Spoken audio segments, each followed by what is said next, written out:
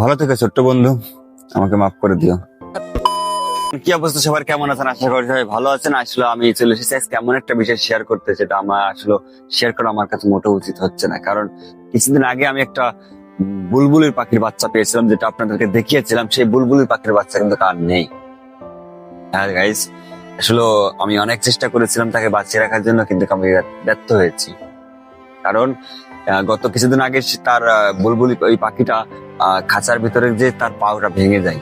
তারপর একদম অসুস্থ ছিল, অনেক বেশি অসুস্থ ছিল। তাকে আমি অফিস থেকে এসে খাওয়ানোর চেষ্টা করতাম, সবসময়ের জন্য মানে তাকে কেয়ার করার চেষ্টা করতাম। তার বাইরেও কিন্তু তাকে নিয়ে আমি সমস্ত জায়গায় ঘোরাঘুরি করতাম, যেটা আপনারা কয়েকটা ভিডিওতে দেখেছেন। কিন্তু এমন একটা বিষয় ঘটে, আমি বাড়িতে চলে আসি তাকে নিয়ে, অসুস্থ থাকার পরও তাকে নিয়ে বাড়িতে আসি।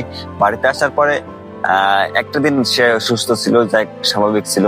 তারপরে পরের দিন আজকে মানে গেছি কালকে রাত্রে আমি জানতে পারি সে আর নেই। আমার কাছে খুবই খারাপ লাগে। এখন আমি তাকে আসলে কি বলবো, 1 মিনিট আপনার দাঁড়ান, আমি তাকে নিয়ে। তো এই সেই বুলবুলি পাখিটা, আসলে তাকে আমি সেই ছোট্ট থেকে কুড়িয়ে পেয়েছিলাম একটি জায়গায়, যেটা আপনারা দেখেছেন।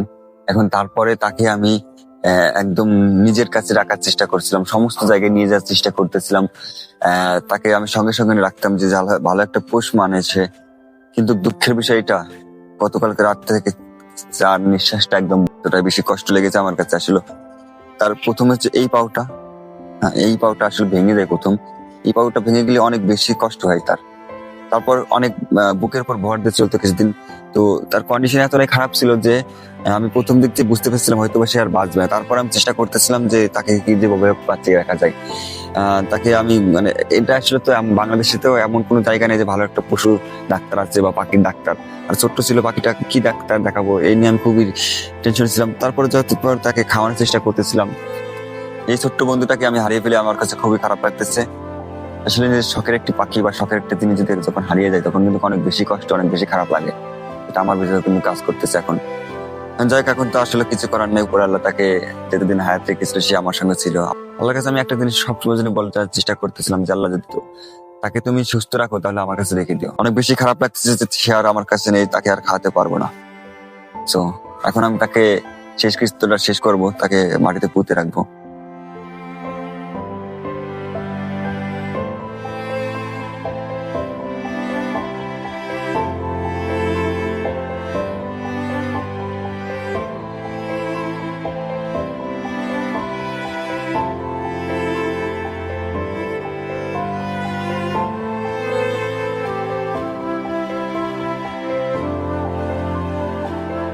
ভালো থেকে ছোট্ট বন্ধু, আমাকে মাফ করে দিও।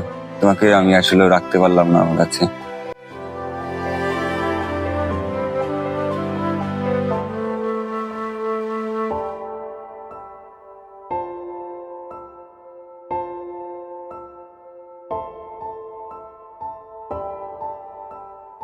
আপনারা অনেকে আসলে আমার কাছে জানতে চাচ্ছিলেন যে আসলে ভাই যে বুলবুল পাখিটা কুড়িয়ে পেয়েছিলেন, সেটার কি খবর, কি আপডেট। আসলে যে আপডেটটা দেওয়ার জন্য আমি আসলে ভিডিওটা করলাম। তো আসলে আমার আসলে খুবই খারাপ লাগতেছে যে আসলে তাকে এই রকমের একটা ভিডিও পাওয়ার দেবো। লাস্টে কিছুদিন আমি অনেক বেশি ব্যস্ত ছিলাম, যার কারণে তাকে নিয়ে কোনো ভিডিও দিতে পারতেছিলাম না। আর সে অনেক বেশি অসুস্থ ছিল, যে আমি দেখতেছিলাম যে তাকে এই অসুস্থ অবস্থায় তাকে নিয়ে কোনো ভিডিও দেবো না আমি। কারণ তার অবস্থা খুবই খারাপ ছিল, খুবই ক্রিটিক্যাল ছিল। সে হাঁটতে পারতেছিল না, বা তারপর সোজায় দাঁড়াতে পারতেছিল না, বুকের উপর ভর দিয়ে থাকতো। সেজন্য আমি আসলে কোনো ভিডিও দিতে চাইনি তাকে নিয়ে। তো শেষমেশ তাকে নিয়ে একটা ভিডিও এই জন্য দিয়েছি যে সে কিন্তু আমার কাছে আর নাই। মাত্র 15-20 দিন সে আমার কাছে ছিল। এই 15-20 দিনে কিন্তু তার সঙ্গে আমার ভালো একটা বন্ডিং হয়ে গেছিল। প্রথম কয়েকদিন যে সময় সে সুস্থ ছিল, তখন কিন্তু তাকে নিয়ে আমি বিভিন্ন জায়গায় ঘুরতে যেতাম। সে আমার কাছে থাকতো সবসময়, যেন আমার এই ঘাড়ের উপরেই থাকতো। বাট এখন কিন্তু কার সে নেই। তো দেখা হচ্ছে নতুন কোনো ভিডিওতে, নতুন কোনো পাখির সঙ্গে। ততক্ষণ নিজের খেয়াল রাখবেন, সুস্থ থাকবেন, ভালো থাকবেন। আল্লাহ হাফিজ।